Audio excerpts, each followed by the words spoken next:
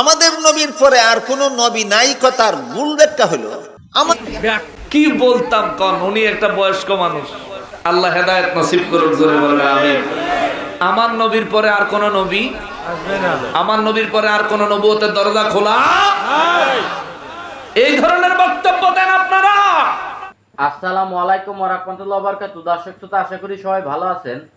আমাদের নবী হযরত মুহাম্মদ সাল্লাল্লাহু আলাইহি ওয়াসাল্লাম তিনি একমাত্র শেষ নবী, তারপরে কোনো নবী আসবে না। তবে এই বিষয় নিয়ে অলিপুরি সাহেব কিছু বিভ্রান্তকর বক্তব্য দিয়েছেন যে আমাদের নবীর পরেও নবী আছে। দর্শক শ্রোতা, আজকে আপনাদেরকে এই ভিডিওতে বিস্তারিত দেখাবো। তবে প্রথমে চলুন অলিপুরি সাহেব তিনি কি বক্তব্য দিয়েছেন সেই ভিডিওটি দেখে আসি। আমাদের নবীর পরে আর কোন নবী নাই কথার মূল ব্যাখ্যা হলো আমাদের এই নবীর পরে দুনিয়াতে আর কখনো কোনো নবী আসবেন না।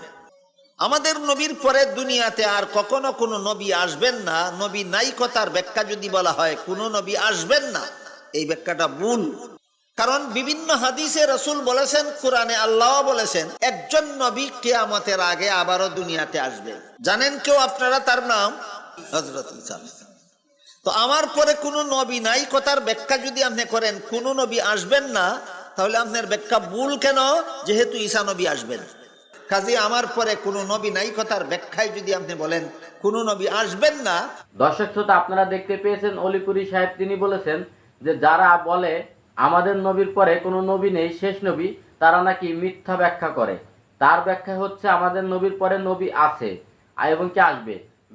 দর্শক শ্রোতা, আপনারা সবাই জানেন যে আমাদের নবীর পরে একজন নবী আসবে, সে হচ্ছে ঈসা নবী। তিনি পূর্বেও এই পৃথিবীতে এসেছেন, আল্লাহ তাকে উঠিয়ে নিয়ে গেছেন। এই বিষয়টা আপনারা সবই জানেন, কিন্তু এই বিষয় নিয়ে তিনি বলছেন যে আমাদের নবীর পরে নবী আছে। দর্শক শ্রোতা, আসলে কি তার কথা সত্য? এই বিষয়ে জবাব দিয়েছে হাসানুর রহমান হুসাইন নকশবন্দি হুজুর। চলুন তার ভিডিওটি দেখে আসি। আমার নবীর পরে আর কোন নবী আসবেন না এমন ব্যাখ্যা যে দিবে তার ব্যাখ্যা বলে ভুল। জোরে কন্যা নাউজুবিল্লাহ। হুজুর বলতেছেন, হ্যাঁ, এরপর আরো বলবেন।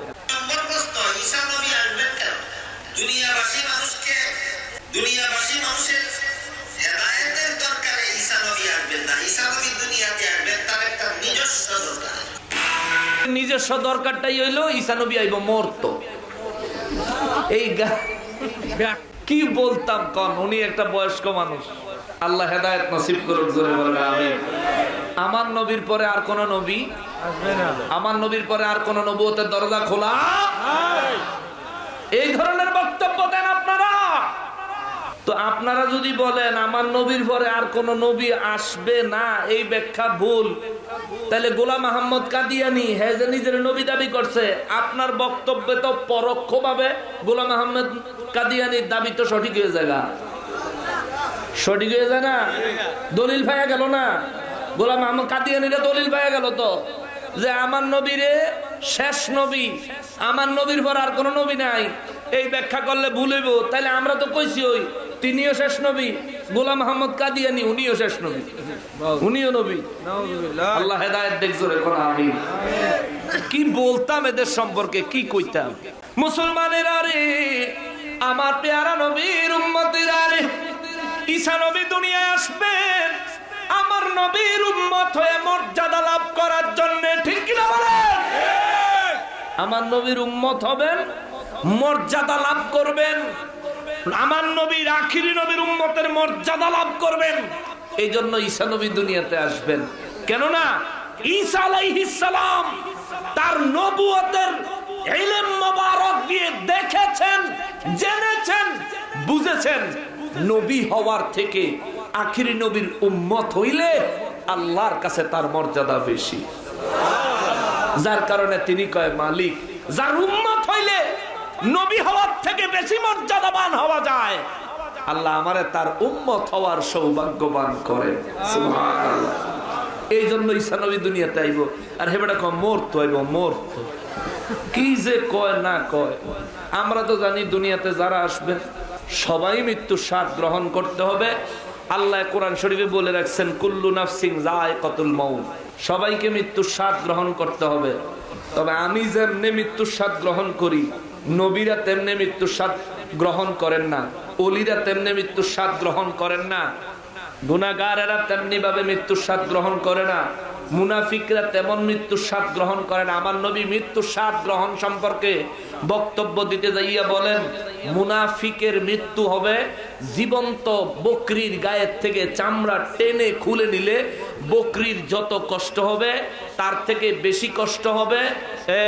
সূরা বাকারার 87 নম্বর আয়াতে কারিমাত থেকে বলছিলাম, আল্লাহ বলেন ওয়া আইয়াদনাহু বিরূহিল কুদুস। সুবহানাল্লাহ।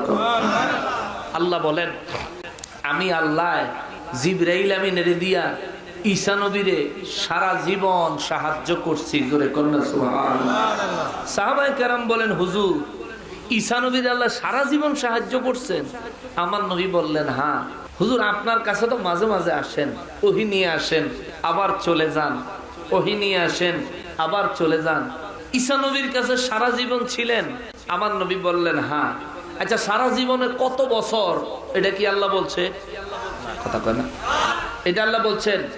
আল্লাহ বলছেন শুধু ওয়া আইয়াদনাহু বিরূহিল কুদুস। আমি রূহুল কুদুস, তার মানে হলো জিবরাইল আমিনের দিয়া ঈসা নবীরে আমি সারা জীবন সাহায্য করছি। সাহাবায়ে কেরাম বলেন, হুজুর ঈসা নবী কত বছর ছিলেন? সুবহানাল্লাহ। কত বছর ঈসা নবী দুনিয়াতে ছিলেন? আমার নবী মুস্কি হাসি দিয়া কয়, জানতে চাও? ইয়া রাসূলুল্লাহ, যদি একটু জানাইতেন। আমার নবী বলেন, ঈসা নবী 33 বছর দুনিয়াতে ছিলেন। এই 33 বছরের প্রতিটা দিন, প্রতিটা রাত, প্রতিটা মুহূর্ত জিবরাইল আমিনের দিয়া আমার আল্লাহ ঈসা নবীরে সাহায্য করছে। 33 বছর পরে ঈসা নবীর আল্লাহ চতুর্থ আসমানে নিয়ে গেছেন।